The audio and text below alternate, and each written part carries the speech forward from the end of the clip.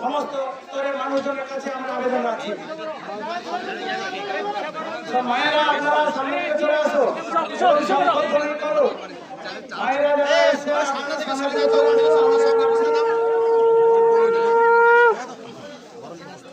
আমাদের লোকসভার মনোনীত প্রার্থী মাননীয় সৌমেন্দু অধিকারী মহাশয়কে